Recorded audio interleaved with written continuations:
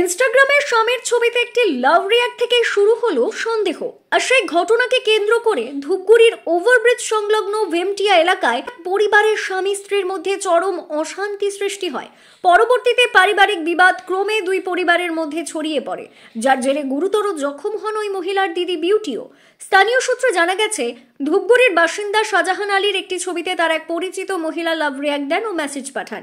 অভিযোগ রয়েছে ওই মহিলা শাহজাহানের পুরনো প্রেমিকা। সেই কারণে শাহজাহানের স্ত্রী রুবিনা স্বামীর কাছে জানতে চান যে কেন ওই মহিলা তার ইনস্টাগ্রামে লাভ রিয়াক্ট দিয়েছে। অভিযোগ প্রশ্ন শুনে শাহজাহান ক্ষিপ্ত হয়ে রুবিনাকে মারধর শুরু করেন, এমনকি রুবিনার মোবাইল পর্যন্ত ভেঙে ফেলেন শাহজাহান। অনেকদিন থেকে মেয়ের সাথে এসে পড়ে, বারণ করছি শুনে না। আমার স্বামী আজকেও ধরছি, ধরার পরে বাচ্চার খাবার আনে না, বলছে কি তুমি মোবাইলে রিচার্জ না করে বাচ্চার খাবার আনো। ও বাচ্চার খাবার আনে না, এই কথা বলার পর আমার ফোন ভেঙে দিছে। বলে কি আমার ফোনটা ভেঙে দেওয়ার পরে আমি বলছি কি তুমি কেন ফোন ভাঙছো, ওইভাবে বলার পর আমাকে না প্রচুর ধরে মারছে। বলে কি আমি যা ইচ্ছা তাই করবো, তোর কি? খাবার দেয় না আমাকে, খাবার দেয় না, জামা কাপড় কিচ্ছু দেয় না, আমার বাচ্চাকেও দেয় না, সবকিছু নিয়ে নিছে। আমার বাচ্চাকে আমার কাছ থেকে কেড়ে নিছে। আমার ননদ ফাটাই দিছে বালতি দিয়ে, আমাকে মারতে আসে। আমার বাচ্চা কোলে ছিল, আমার দিদির সামনে গেছে, আমার ননদ বালতি নিয়ে এসে মাথা মারছে। আমার দিদিকে মারছে, আমার পিসিকে মারছে, আমার দাদুর গায়ে হাত উঠেছে। বরের নাম কি? শাহজাহান আলী। কি করে? রাজমিস্ত্রি কাজ করে। মানে ও আগে যে মেয়েটার সাথে রিলেশনে ছিল ওই মেয়েটা। ওকে কি মেসেজ করছিল? হ্যাঁ। কি মেসেজ করছিল? ছবিতে লাইক কমেন্ট করছিল? ছবিতে লাইক কমেন্ট করে, বারণ করেছিলাম আমি। তারপরে এর আগে আমি ব্লক করে দিচ্ছি, ব্লক খুলছে, খোলার পরে আজকে আবার দেখি মেসেজ করে, বলে কি হ্যাঁ হাই কি করো শোনা, এভাবে বলছে। তুমি দেখছি মেয়েটা। তারপরে মনে হয় রিপ্লাই দিচ্ছে যে বলে এটা কে তোমার? তো বলেছে এটা আমার আপা। ফোন করছে অনেক কয়বার। তারপরে আমি ফোন করছিলাম, ফোন করে মেয়েটা আমাকে উল্টা পাল্টা কথা বলছে, না আমি উল্টা পাল্টা কথা বলছি। বলার পরে ওইটা নিয়ে ক্যাসাল লাগছে। রাস্তার মধ্যে চুলের মধ্যে হাঁচাইছে, টুটি চিপে ধরছে, তারপর পিঠের মধ্যে এরকম করে সে মধ্যে বুকাইছে, প্রচুর মারছে আমাকে। লাইটে সব ছিঁড়ে দিছে। আমার স্বামী, আমার ননদ। রুবিনা বাদী। ঘটনার খবর পেয়ে রুবিনার দিদি বিউটি দ্রুত বোনের বাড়িতে পৌঁছন। সেখানে প্রতিবাদ করতেই পরিস্থিতি উত্তপ্ত হয়ে ওঠে। অভিযোগ, রুবিনার ননদ রাবেয়া খাতুন বিউটির মাথায় বালতি দিয়ে আঘাত করেন। এতে তিনি রক্তাক্ত হয়ে মাটিতে লুটিয়ে পড়েন। স্থানীয়রা তাকে উদ্ধার করে ধূপগুড়ি মহকুমা হাসপাতালে চিকিৎসার জন্য নিয়ে আসেন। তবে রুবিনার ননদ রাবেয়া খাতুন তার উপর ওঠা অভিযোগ অস্বীকার করে কি বললেন শুনবো। কি আমার ভাই আর আমার ভাইয়ের বউ, ওনাদের ইনস্টাগ্রামে হচ্ছে ওই লাভ রিয়েক্ট দিছে একটা মেয়ের পোস্টে আর কি, স্টোরি দিছে। তো ওটা নিয়ে ঝগড়া। তো মাঝে মধ্যে মনে করেন যে এরকম হয় যে অনেকেই মেসেজ করে, তো হাই হ্যালো ওই এরকম মেসেজ একটা আসছিল আর কি। এইটা নিয়ে আমি এবার ওকে বললাম যে দেখ রুবিনা, ওর নাম কিন্তু রুবিনা, আমার ভাইয়ের বউয়ের নাম। তো আমি বললাম যে তোর যেহেতু ওকে সন্দেহ হচ্ছে, তো তুই মেয়েটাকে ফোন করে একটা ধাওয়া টাওয়া দে, বাস দিয়ে ব্লক করে দে।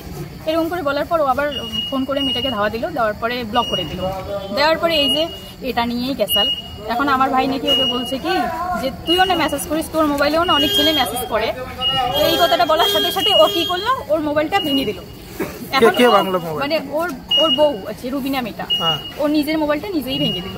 কারণ হচ্ছে ও তো দেখতে পাবে যে মেসেজগুলো ওর মোবাইলে আছে, এই জন্য ভেঙে দিল।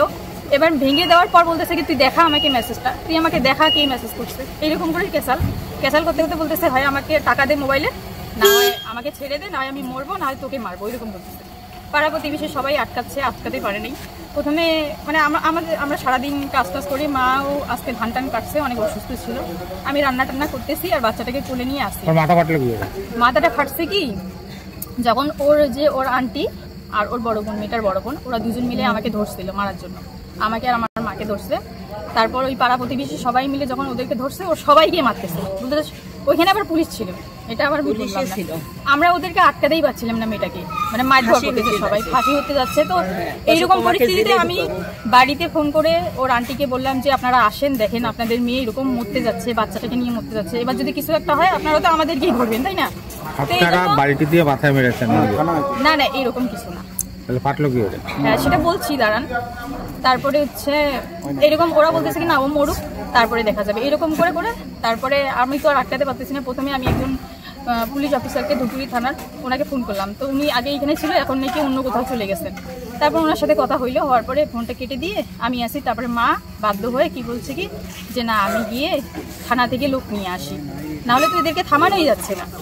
তারপরে এই যে স্যারেরা গেলেন, গিয়ে ওনাদের সাথে কথা বলতেছেন যে কি বিষয়টা নিয়ে, কিন্তু না মেয়েগুলা বলতেছে ওই স্যারের সামনেই আমাদের উপর গেলা হয়েছে।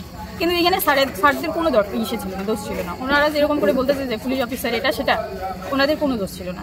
এবার মেয়েটা ওনাদের সামনেই বলতেছে যে কি আমি মরে যাবো। তো স্যারেরা বলতেছে দেখো তুমি যদি মরে যাও তাহলে জীবনটা কাজ যাবে, তোমার যাবে। পুলিশের ভূমিকা আপনাদের ভূমিকা দুটো আলাদা জিনিস। বিষয়টা হচ্ছে মেয়েটার মাথা ফাটলো কি? মেয়েটার মাথা ফাটছে যখন আমাকে মারামারি করছিল, তো তখন হয়তো তার মানে আশেপাশের লোকগুলো যে আছে ওনারা কেউ হয়তো পাথর মারছে। এখন কি করে ফাটছে নিজে পাথর তোমাকে মারধর করা হয়েছে? হ্যাঁ, আমাকে মারধর করার পরে আমাকে তো ওইখান থেকে বের করে দিল যে তোমাকে তো মেরেই ফেলবে, আর দুজন ধরছে আর আমি একা, আমি কি পারি? আপনার নাম? আমার নাম হচ্ছে রাবিয়া খাতুন। এ বিষয়ে রুবিনার স্বামীর কোনো প্রতিক্রিয়া মেলেনি। ঘটনা এলাকায় ব্যাপক চাঞ্চল্য ছড়িয়ে পড়েছে। পুলিশ তদন্ত শুরু করেছে এবং পরিস্থিতি বর্তমানে নিয়ন্ত্রণ রয়েছে। Bureau news, ABN 24/7, Dhupguri.